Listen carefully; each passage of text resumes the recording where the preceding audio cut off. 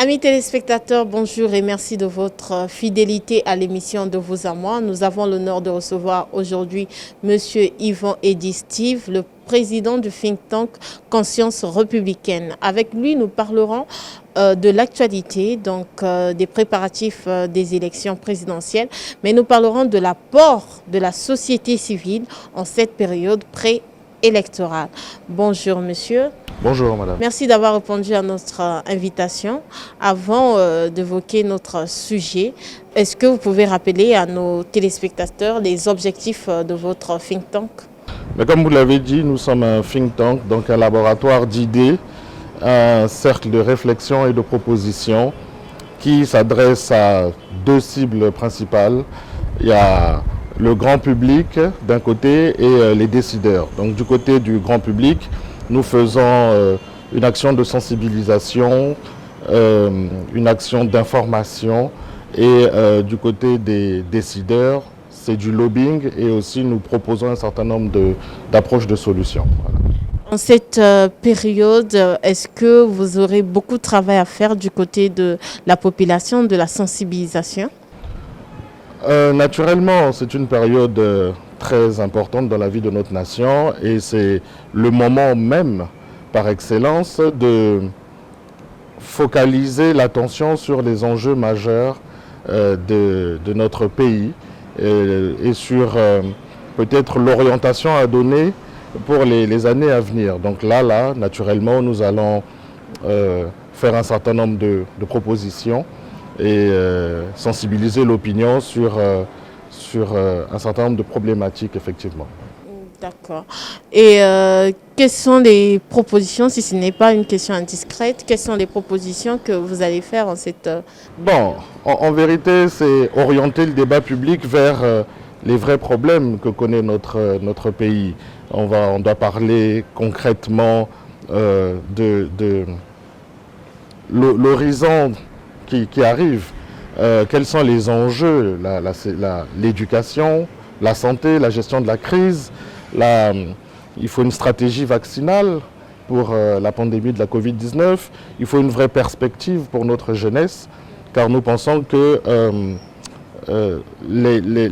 la jeunesse doit être le cœur du projet du débat autour des élections présidentielles de mars 2021.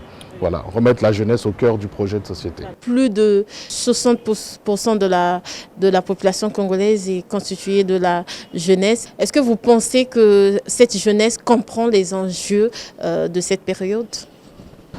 Il y a un véritable engouement de la jeunesse. Je trouve même que elle est très active. Mais et c'est à effectivement, féliciter? C'est bien, mais il faut qu'on aille au fond des choses, il faut qu'on parle des problèmes. Il faut que cette jeunesse saisisse cette occasion pour faire valoir ses ambitions,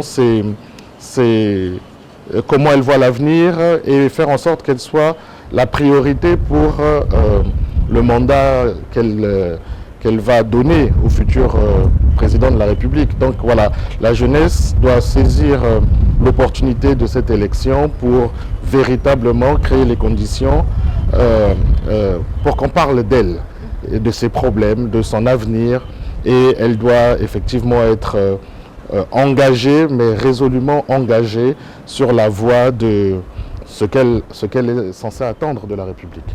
Il y a la jeunesse, mais il y a aussi les seniors et avec la pandémie, la crise sanitaire provoquée par le coronavirus, est-ce que vous pensez que la santé, le sanitaire va s'inviter dans le débat? Obligatoirement, c'est même le sujet numéro 1. On a bien compris que la santé c'était la base, tout commence par la santé, donc effectivement il va falloir faire preuve de beaucoup d'imagination, de sérieux pour clairement éradiquer cette pandémie et relancer l'économie, redonner à notre pays, à notre démocratie, un nouveau souffle. Vous avez parlé tout à l'heure du programme vaccinal.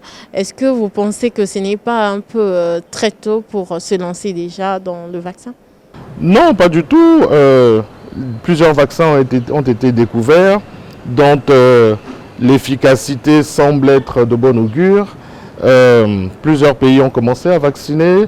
Le monde ne peut plus se permettre d'attendre. Il est temps d'y aller, mais cela doit se faire dans le respect d'une stratégie bien élaborée. Et nous espérons que le gouvernement sera au rendez-vous. D'accord.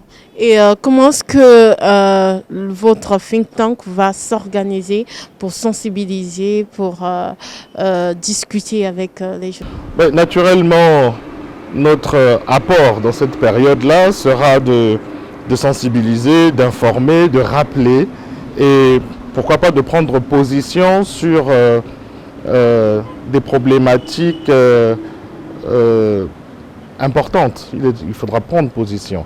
Nous allons donc lancer un certain nombre de tribunes. Là, dans quelques jours, ça sera sur la République. Nous aimerons rappeler un peu ce que c'est que la République et en quoi elle est bénéfique pour notre pays. C'est vrai que les 28 novembre, nous célébrons la proclamation de la République, mais nous avons l'impression que nos concitoyens ne s'imprègnent pas vraiment de l'esprit républicain. Voilà. Donc il est important effectivement de rappeler ce que c'est que la République et créer ou recréer un consensus autour de cela. Et donc nous allons sûrement mener quelques actions pour mettre sur la table ce que nous pensons être les enjeux majeurs de cette élection. Voilà. On sait que chaque élection présidentielle, c'est une très belle expérience pour la jeunesse. On suscite, les élections suscitent des nouvelles vocations, mais on sait aussi que certains démons se réveillent, comme les démons du tribalisme qui sont très têtus. Qu'est-ce que vous allez faire pour conscientiser encore là Mais là, la réponse, c'est la République. La République doit tenir ses promesses. L'esprit républicain doit habiter chacun de nos concitoyens. La République, c'est le rempart contre effectivement ce fléau qu'est le tribalisme et qui pourrit permettez-moi l'expression, pourrit notre vie en société. Donc le secret, c'est la République. Il faut que nous soyons tous mobilisés pour donner à la République toute sa place. D'accord. Est-ce que la société civile congolaise est assez forte pour dominer le débat en cette période? Nous espérons que la société civile va prendre à bras-le-corps ce problème, enfin cette occasion pour s'exprimer, pour participer activement au bon déroulement de l'élection présidentielle. Nous espérons vraiment qu'elle aura toute sa place, mais il se trouve que la société civile au Congo, malheureusement, souffre d'une forme de duplicité. Une forme de duplicité, c'est du en même temps. Il faut qu'elle trouve sa voie. C'est vrai qu'on a mis en place un conseil consultatif de la société civile, mais ça manque encore d'engagement, ça manque encore d'organisation. Voilà, et c'est par rapport à la vitalité de la société civile que l'on mesure la qualité de la démocratie. Là, c'est une belle occasion. Nous espérons vraiment que les débats seront de bonne facture et qu'il y aura un véritable engouement de la société civile. Et quelle est la meilleure attitude que la société civile doit prendre dans cette période préélectorale? Est-ce qu'elle doit être neutre? Mais la société civile n'a pas vocation à rouler pour un candidat. Ce n'est pas ce qu'on attend d'elle. On attend d'elle qu'elle sensibilise l'opinion, qu'elle informe l'opinion, qu'elle participe au débat public, qu'elle mette en lumière les problématiques, les enjeux majeurs de la société et voilà, que l'on discute sur comment nous devons faire pour amener notre pays à aller de l'avant. Les partis politiques soutiennent naturellement les candidats qu'ils auront choisis, mais il est important de faire une distinction entre la société civile et l'activité politique. Voilà, c'est deux choses distinctes, mais la période veut que, étant éminemment politique, puisque ce sont les Congolais qui sont convoqués à aller voter. C'est un droit civique. Donc il est important que tout le monde participe à ce que le processus électoral se passe de la meilleure manière, mais que ce ne soit pas un débat de personnes, que ce soit un débat d'idées, que ce soit un débat de propositions. D'accord. Votre think tank, votre laboratoire d'idées est ouvert à toutes les personnes qui souhaitent intégrer? Oui, nous avons, comme toute association, un règlement intérieur et une stratégie de recrutement des adhérents. Voilà. Et bon, c'est un cercle de réflexion. Hein. Il y a certains critères que nous mettons en avant. Ce n'est pas une association de masse. Mais bien sûr, nous sommes ouverts et lors de nos activités, tout le monde est la bienvenue. Quelles sont vos perspectives? Vous avez parlé de la tribune que vous allez lancer incessamment. Et hormis ça, qu'est-ce que vous prévoyez encore de faire? Oui, il y a cette tribune sur la République. 62 ans après, qu'en est-il de la République? On se pose un peu la question. Nous souhaitons aussi parler du drame silencieux que vivent les veuves dans notre pays. C'est un problème grave qui touche toutes nos familles. Nous souhaitons, pour spécifiquement l'élection présidentielle, préparer un recueil d'approches de solutions que nous diffuserons et qui sera à la portée des candidats. Et voilà, nous leur demanderons de s'engager là-dessus. D'accord. Revenons sur le drame des veuves. Est-ce que vous avez des idées à proposer allant dans ce sens? Parce qu'une journée est consacrée aux veuves, mais on constate que malheureusement, les choses ne changent toujours pas. Bon, il y a des avancées. Hein. Il y a des avancées. Déjà que l'ONU ait dédié une journée internationale à cette cause-là, c'est une très bonne chose. Le Congo est signataire de ce